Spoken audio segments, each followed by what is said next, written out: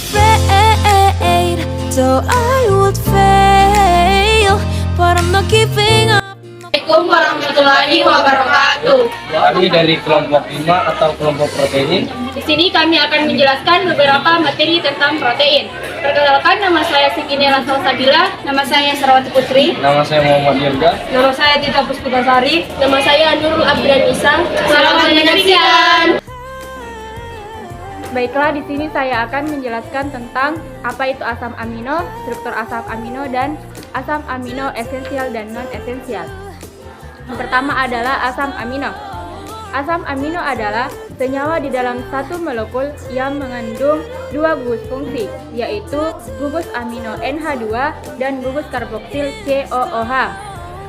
Walaupun secara laboratoris beratus-ratus asam amino telah disintesis, hanya diperoleh 20 hingga 24 asam amino hasil hidrolisis protein alami. Nah, selanjutnya struktur molekul asam amino secara umum digambarkan bahwa atom C mengikat 3 gugus, yaitu gugus asam amino, karboksil, dan gugus lain. Struktur umum asam amino seperti pada gambar. Atom C yang terikat paling berdekatan dengan gugus karboksil COOH pada molekul asam amino disebut atom Ca. Apabila gugus amino terikat pada atom Ca, maka merupakan atom C nomor 1, sedangkan atom C nomor 2 dan nomor 3 dinamakan atom C-ber dan atom Cy. Bisa kita lihat contoh struktur asam amino sebagai berikut. Selanjutnya, apa itu asam amino esensial dan non-esensial? Nah, asam amino ada yang dapat disintesis atau dibuat oleh tubuh dan ada yang tidak dapat. Asam amino esensial adalah asam amino yang tidak dapat dibuat atau disintesis oleh tubuh.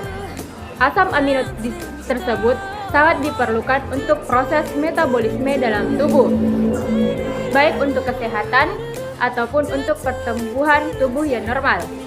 Untuk maksud tersebut, maka perlu pengaturan bahan makanan atau diet. Protein yang mengandung asam amino esensial.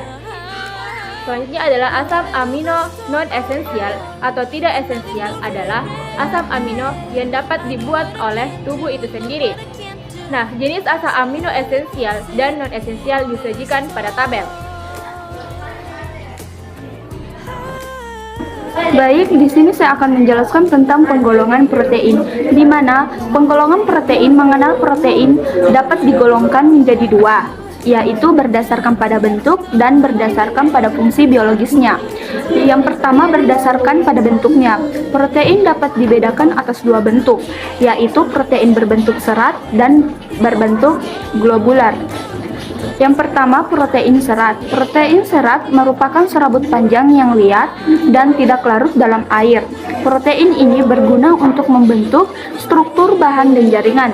Contohnya, yang pertama kolagen yang terdapat pada tulang rawan, yang kedua keratin pada rambut, dan yang ketiga fibrin pada darah. Yang kedua, protein globular, di mana protein globular bentuknya agak bulat dan larut dalam air. Protein tersebut melakukan berbagai fungsi dalam suatu organisme.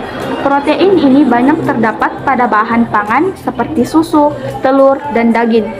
Protein ini mudah terdenaturasi, yaitu susunan molekulnya berubah, yang diikuti dengan perubahan fisik dan fisiologinya, seperti yang dialami enzim dan hormon.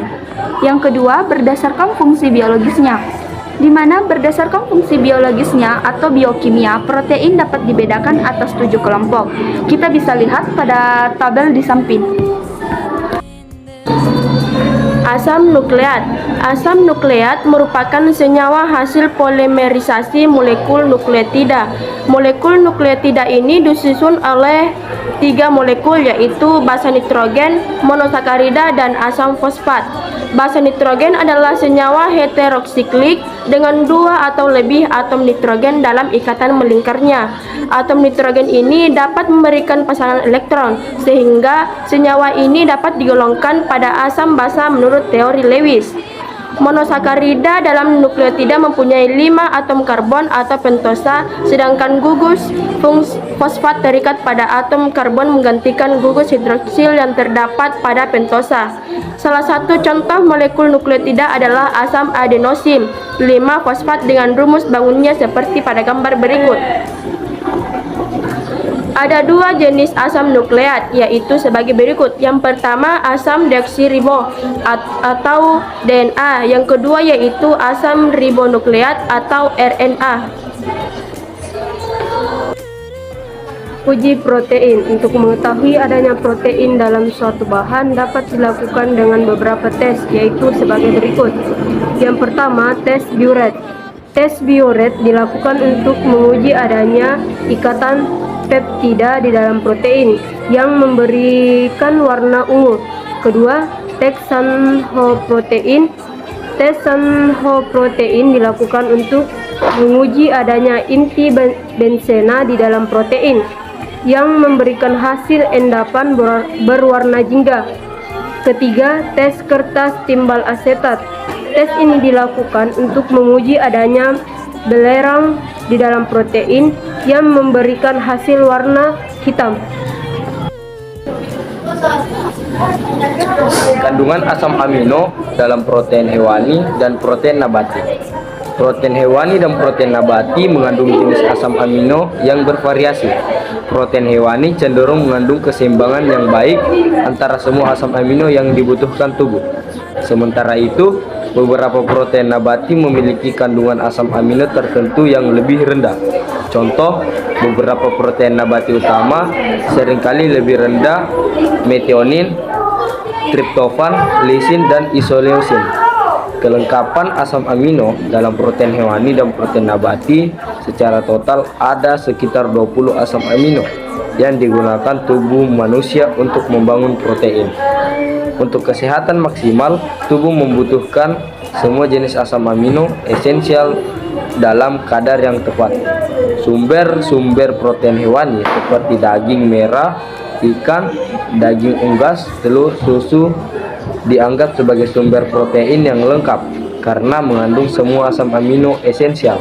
Sebaliknya, sumber-sumber protein nabati seperti kacang-kacangan dianggap tidak lengkap karena kekurangan satu atau lebih asam amino esensial.